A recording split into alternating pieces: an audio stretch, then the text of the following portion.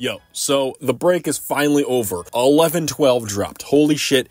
Yippee! The reception from the chapter, it's kind of like 50-50. You know, public reception is what I'm talking about here. Some people hate it, some people love it. People hate it because we waited 3 weeks for a setup chapter, and some people just love One Piece unconditionally, like me. I mean, I'm not in any fucking rush to see the end of One Piece. I'll hopefully be alive when the shit finishes, you know. Hold on.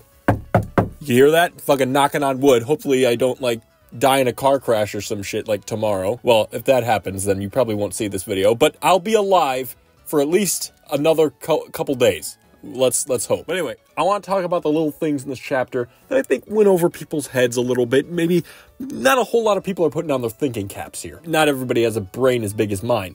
Specifically, what I'm talking about here is whoever the fuck is in that room with Mars. So 11/12 was a pretty eventful chapter, whether you like it or not. 6 or 7 minutes passed, so that's pretty huge. So that means we'll probably hear the beginning of the Vegapunk message in 11/13, and the whole end of the message, hopefully, in 11/14, unless there's going to be some crazy Void Century flashback or some shit. But anyway, let's start from the very beginning of 11/12, alright? Venus is going fucking nuts. He's a top 2 Gorosei without a doubt, and that's not just because he looks cool. Can't decide on who the other one in the top 2 is right now. It's either Mars or Mercury, those are the top 3. I'll settle with someone soon.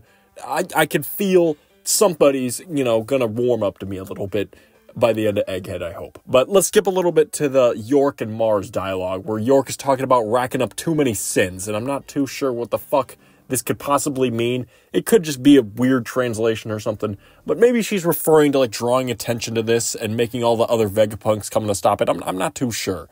The Vegapunks are named after sins too, York is greed, Atlas is violence or anger and shit.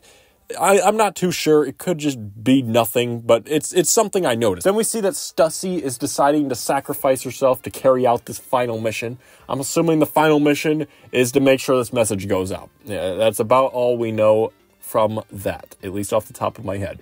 I have serious doubts that she's gonna die because we've never gotten a description of her devil fruit, and she's just too bad to die. Come on, that's like killing Nami or some shit. Really? Come on. You're really gonna just sacrifice all this fan service that Oda could just throw at us? Nah, I don't think so. But if I had to guess, Stussy contracted Pell syndrome and will come out of this just fine. But Luffy, I think, is done fighting for good. At least for the rest of Egghead. I can't see him entering Gear 5 again to fight with a Gorosei for no real reason. He's not going to win. He just has to fucking run. That's what he needs to do. Venus pops up in front of Bonnie, who I can only assume will be saved by somebody like Zoro. Who knows? Maybe Zoro. Maybe Sanji. It's probably going to be Zoro.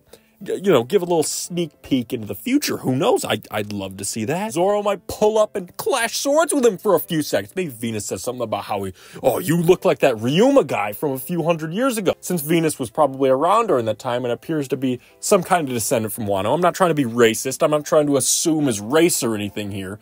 But his name does kind of sound like a Wano type of name, Venusjuro or whatever the fuck it is. But the last panel here is the most interesting one in the chapter, as it usually is. It's caused the most disruption or controversy. I don't know what the fuck word I'm trying to think of here, but you know what I'm talking about. So Mars finally finds the room with the snail that's broadcasting the big Vegapunk message. And there's this weird liquid type of noises in the TCB translation. It says that gurgle, gurgle type of little bubbles. But I remember in the spoilers it said bubbles or something like that. So most people's first thought is immediately Dragon, but why the fuck would he be here? Let's be honest. I mean, he has a reason to be here, but let's keep it a buck. He's not going to be here, okay? The first place that my mind went to is the Seraphims and the little green blood things that they have on their arms. Maybe that could be the little liquid gurgle bubble noises. And we haven't seen a Blackbeard Seraphim yet, and we can only assume that he's going to be fucking cracked out of his mind. And then there's Vegapunk's brain, which I guess could be a possibility. I'm not too sure what his brain would do in a situation like this, considering Vegapunk is fucking dead, but whatever. It might have some shit up its sleeve. Who knows? There's also the giant robot. He is up and about, but I know damn well that big-ass robot cannot fit in that fucking room, that Mars had to enter his normal human form to get in there in the first place. There could also be one last big monster, I guess, to protect the message or whatever.